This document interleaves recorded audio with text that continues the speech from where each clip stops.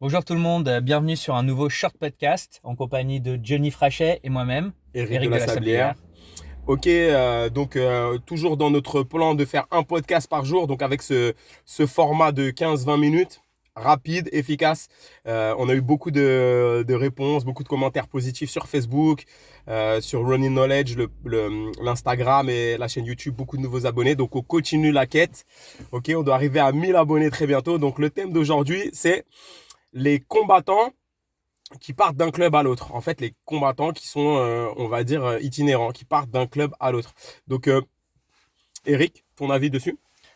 Alors, c'est quelque chose, je me souviens que quand j'avais commencé à m'entraîner, il y a un combattant qui était relativement, on va dire, connu sur le circuit, qui était parti de l'académie où je m'entraînais pour aller dans une autre.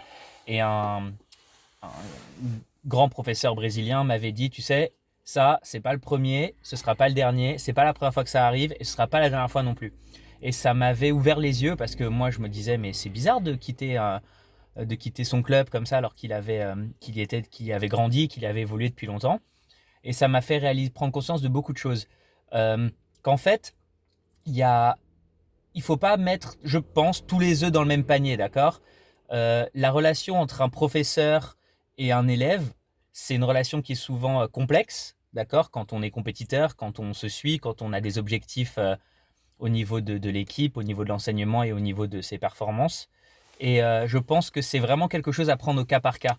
Cette idée que à partir du moment où on s'en va, on est obligatoirement quelqu'un de mauvais ou un traître ou quoi que ce soit. Et ça vient de quelqu'un qui a, moi, j'ai jamais quitté de club. Donc, mais j'ai vu des gens très très bien qui ont dû partir pour des raisons parfois qui étaient indépendantes de leur volonté. Des gens qui devaient partir, par exemple, il y a beaucoup d'affiliations au jiu-jitsu brésilien. Hmm. Des gens qui avaient l'opportunité de partir on va dire aux États-Unis. Et aux États-Unis, il n'y avait pas dans l'endroit où ils étaient, il n'y avait pas de filiale du club dont ils faisaient partie. Ils vont ailleurs, évidemment, ils vont pas mettre le patch de leur ancienne académie alors qu'ils s'entraînent ailleurs quand ils vont faire une compétition. Ça n'a pas de sens. Donc ça a un sens. Ou alors, je vais vous donner deux exemples concrets qui sont des exemples connus. Et après, je te passe la parole et tu me diras ce que tu en penses. Bien sûr. Euh, donc je suis Johnny maintenant aussi et affilié. Donc moi j'ai toujours fait mon jiu-jitsu brésilien donc kimono à la GF Team. Donc j'ai commencé au Brésil là-bas le jiu-jitsu en kimono et un grand champion qui s'appelle Bruno Malfacine, qui est un 10 fois champion du monde de jiu-jitsu brésilien, s'entraînait autrefois dans un club qui s'appelait l'Université de Gama Filho, Universidade de Gama Filho, avec le leader de la GF Team, Julio César.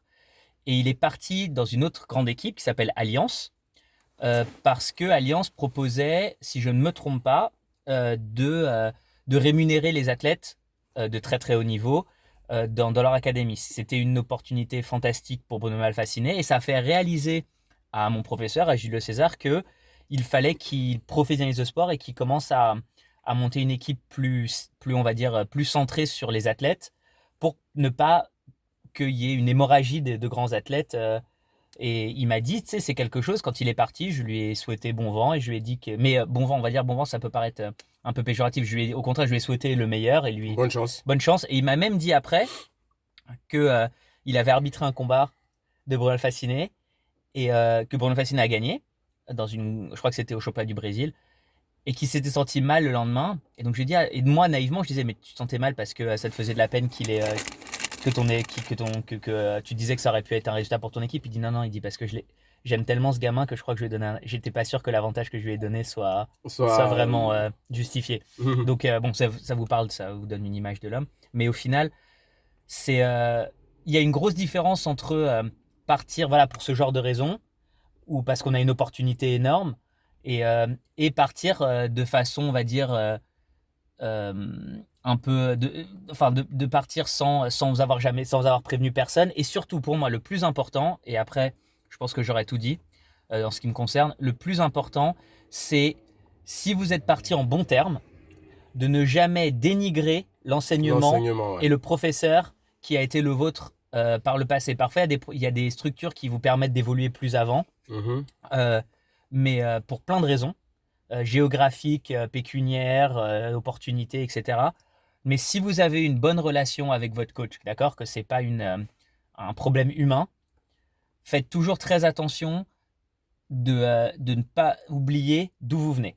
D'accord? Et ça, je parle de ça pas uniquement au niveau des résultats sportifs, mais aussi parce que on est des êtres humains et que, comme tu dis toi souvent, Johnny, au bout d'un moment, ce qui restera, c'est la personne que vous êtes. Travis Stevens, un grand champion de judo euh, Américain. américain, médaillé d'argent aux Jeux Olympiques et la ceinture noire du jiu brésilien la plus rapide du monde, hein.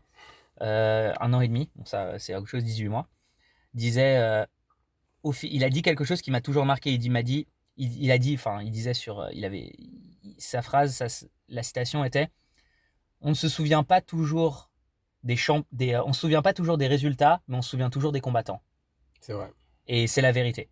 Et faites un petit inventaire des combattants que vous aimez le plus, et vous verrez que c'est pas nécessairement ceux qui ont le plus de ceintures. Donc voilà. Ce point, c'est vraiment important. Donc là, on a parlé des combattants qui partaient de leur club et des raisons, et surtout de la manière, c'était vraiment intéressant, de quitter sans désaccord, sans embrouille, en fait, toujours en bon terme, son ancien club. Ça, c'est vraiment important. Maintenant, je vais donner un autre point, c'est par exemple, si le coach part, moi, je suis coach et j'ai été coach de pas mal de combattants. Et j'ai été confronté très très tôt, enfin confronté très très tôt à cette situation où les élèves, arrivés à un certain niveau, partent, même qu'ils soient assez débutants, où ils voient un club qui leur plaît plus, qui est plus attractif pour eux d'une manière ou d'une autre. En général, quand c'est dès le début, c'est soit un problème de géolocalisation, soit comme ils connaissent pas très très bien forcément la technique, etc. C'est plus un club qui semble plus beau et tout ça. Au début, les raisons sont assez, je vais dire superficielles, mais pour eux ça l'est pas. C'est normal, ils payent, ils doivent avoir un club qui leur convient. Là où ça devient problématique, où ça peut être problématique, c'est quand un coach forme un élève de A à Z, de A à son premier combat professionnel, par exemple. Je parle pour le MMA. Là, il y a l'émotionnel qui se place, qui rentre en compte, et il suffit que, par exemple, l'athlète commence à perdre, il va remettre en question souvent l'enseignement du professeur. Et en allant voir ailleurs, il va se dire, bon, je vais peut-être complémenter ça, compléter mon entraînement en allant là, dans tel club, dans tel club, dans tel club. Et ensuite, il a l'impression que ce qui lui manquait, c'est tout ce qu'il a besoin. Ce qui lui manquait, c'est tout ce qu'il a besoin. Mais il oublie tout le travail qu'il y a autour. En fait, c'est comme s'il enlevait toutes les pièces du puzzle et il se ciblait que sur une seule. Et donc, il reste sur ses acquis sur tout le reste et il se cible sur une seule. Ça peut marcher pour certains si le club de là où va est très complet et va continuer à entretenir et développer ses qualités, En gros, ses skills. si le club a les mêmes qualités que celui qu'il avait avant. Ou mieux, voilà. Et donc ça, c'est important. Ensuite, il y a plusieurs points. Il n'y a pas que l'aspect technique, il y a l'aspect communication, il y a l'aspect, c'est très très complexe. Il y a l'aspect aussi pour les professionnels combat. S'il y a un lien, le club a un lien avec les managers, comme ça facilite le fait que le combattant trouve des combats, etc. Donc ça, il y a plein de raisons qui peuvent entraîner un athlète à partir. Ou alors c'est le coach qui s'en va et l'athlète se retrouve tout seul et donc il doit trouver un club. Donc toutes ces données-là, le coach ne peut pas attendre que l'athlète le suive au bout du monde. C'est pas possible. On est des individus, tout va très très vite maintenant. Une carrière de combattant professionnel est courte, on doit faire des choix judicieux et productifs. Et donc ça, c'est important. Maintenant, où c'est difficile, c'est quand, je vais commencer par l'inverse. C'est quand, par exemple, un coach donnait beaucoup d'attention à un combattant ou à un athlète, et ensuite, il y a un nouvel athlète qui progresse et il donne son attention sur un autre. Ça arrive toujours parce que l'attention est fluctuante. On va mettre un peu plus l'accent sur quelqu'un d'autre, etc. Parce que normalement, un bon club, il y a plusieurs bons combattants. Ça, c'est important. Et là, le combattant qui était un peu phare peut se retrouver mis un petit peu, il peut se sentir abandonné. Ça peut être à juste titre si c'est à l'extrême, mais il doit aussi comprendre que le coach doit donner du temps à différentes personnes pour pouvoir les développer. Que le combattant n'est pas forcément toujours le centre de l'attention. Il faut que ça soit bien réparti, il faut que le coach gère très bien. C'est pour ça que c'est bien d'avoir un staff. Et donc, cette situation peut se retrouver à l'inverse avec le coach. C'est-à-dire, le combattant part dans différents clubs et le coach, il a l'impression qu'il n'est pas respecté Et son ego peut se sentir, ou son amour-propre, etc., peut s'en sentir un petit peu irrité. Et donc, ça peut créer des tensions entre les combattants et le coach, etc. Je pense que pour résoudre tout ça, à la base, le coach doit se positionner très, très vite dans ce qui est important. Si c'est vivre une carrière à travers ses combattants et briller à travers eux, à travers leur succès, ou alors, grâce à sa méthode, que les combattants soient un vecteur de recherche et d'amélioration de sa méthode. D'accord? Bien sûr, il y aura des relations, il y aura de l'attachement, etc. Mais on doit rester concentré sur l'objectif. Il faut que ça reste humain, qu'on suive les combattants, etc. Mais on doit rester concentré sur l'objectif qui est le développement de la méthode. C'est-à-dire que si la personne est là pendant 1 an ou une fois par semaine, on doit faire en sorte de lui donner un entraînement de qualité. Sans tout se vider, mais lui donner quelque chose de qualité pour qu'elle puisse l'utiliser ou qu'il puisse l'utiliser afin d'augmenter ses résultats et de devenir un meilleur combattant. Donc ça c'est le but du coach. Donc le coach, s'il garde cet état d'esprit-là, il va limiter un petit peu tout problème d'ego, de fierté, etc. si le combattant part. Surtout si ça fait longtemps qu'il est avec. Ça, c'est la première chose. Pour faciliter encore ça, il faut aussi que, dès le début, le coach dise, vous ne m'appartenez pas. Si un jour vous voulez aller autre part, il faut que ça soit intentionnel. C'est-à-dire qu'il faut que vous soyez sûr que vous avez mieux, ou alors que ça soit spécifique. Vous allez avoir mieux, etc. Si le coach maintenant est amené à partir et que ce n'est pas le combattant qui part, parce que ça arrive aussi, il faut qu'il garde un bon contact. Moi, je pense que si c'est possible, il peut garder un bon contact avec ses anciens élèves, ses anciens athlètes, pour pouvoir les aider de temps en temps. S'ils se déplacent proche du nouveau lieu géographique du coach, ils peuvent s'entraîner ensemble, etc. Donc là, ça crée une certaine fluidité dans les rapports et c'est important. Il faut savoir que la méthode survit au nom d'équipe et à l'individualité. La méthode dépasse tout ça. Donc, c'est le plus important. Moi, je me souviens toujours du système de Cal de Flavio Peroba, de mon entraîneur. Et je m'en sers jusqu'à maintenant de mon entraîneur Freddy Lépine. Les systèmes de défense de mon entraîneur Achille, prendre les angles et riposter en sortant. De mon entraîneur Hamdi, toujours travailler avec des introductions, casser la garde, etc. C'est un petit peu casser la posture. Pareil avec Eric, toujours bien se positionner, utiliser tout son corps, utiliser la tête comme appui, etc. Et essayer toujours de prendre les angles où l'adversaire est... Enfin bref, la méthode survit au relationnel, j'ai l'impression. C'est ce qui fait même durer les relationnels. C'est vraiment important. Voilà. Ensuite, ça c'était ce que je voulais dire. Donc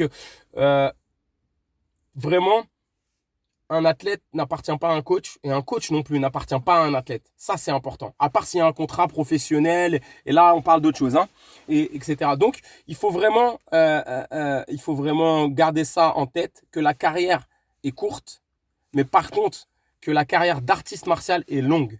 Mm-hmm. À partir de ça, il faut faire les bons choix.